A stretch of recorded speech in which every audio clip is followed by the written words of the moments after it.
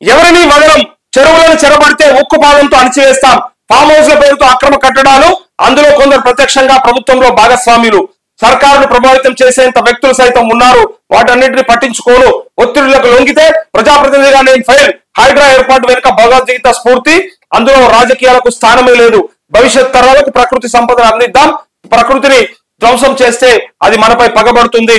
చెన్నై, ముంబై, ఉత్తరాఖండ్, వయనాడులో ఏం జరిగిందో చూసాం.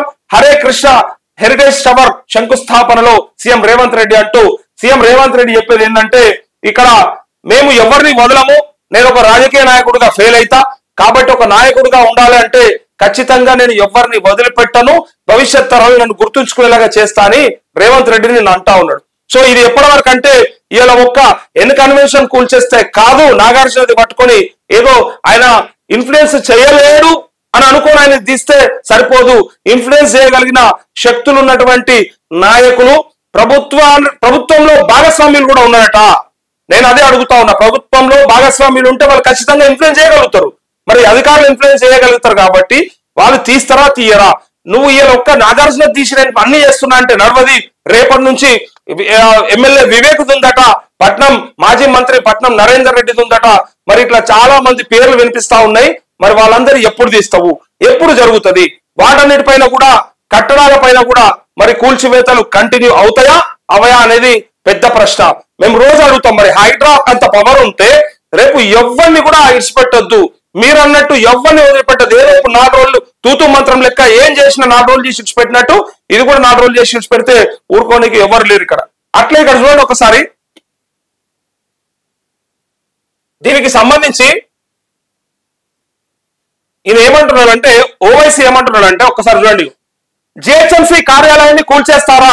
ఎఫ్టీఎల్ పరిధిలో నిర్మించిన భవనాలను కూల్చివేస్తున్న హైడ్రా అధికారులు ఆ పరిధిలో నిర్మించిన ప్రభుత్వ కార్యాలయాలను కూడా కూల్చేస్తారా? హుస్సేన్ సాగర్ వద్ద నిర్మించిన ప్రభుత్వ కార్యాలయాలను ఏం చేయబోతున్నారు?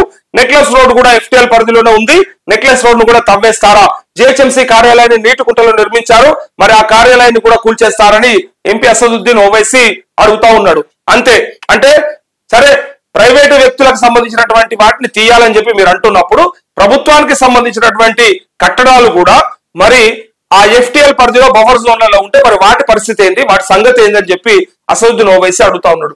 చూసినరా, దొంగలు ఊళ్ళు పంచుకున్నట్టు పెద్దలు కలిస్తే ఏదైనా చేసుకుంటారు, చెరువులు కూడా కబ్జా చేసుకుంటారు అనడానికి ఇది ప్రత్యక్ష సాక్ష్యం. ఇక ఇంతకంటే ఇంకోటి ఏం లేదు. ఇక ఇప్పుడు ప్రైవేటు వ్యక్తులు కట్టిండ్రు అంటే మరి ప్రభుత్వం కూడా కట్టకూడదు. యాక్చువల్ గా ఆంక్షలు ప్రైవేట్ వ్యక్తులకే కాదు కదా, ప్రభుత్వాలు కూడా కదా. మరి జిహెచ్ఎంసీ కార్యాలయము ఎట్లా కట్టిండ్రు, మరి దాని గురించి ఏం చెప్తావు అని చెప్పేసి అసదుద్దీన్ ఓవైసీ అడుగుతా ఉన్నాడు. ఇదే ఒక సామాన్యుడు కనుక కట్టుకున్నట్టయితే వారి గుడిసెవి అవతల వాడేద్దరు. ఇది వరకు ఒక సామాన్యుడు కనుక ఏ చెరువు పక్క పొంటో లేకపోతే ఎఫ్టీఎల్ పరిధిలోనో ఇంకో రైతు పాటికి తీసి అవతల వాడేద్దరు వాడిని.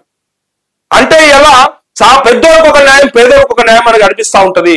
అది దారుణం.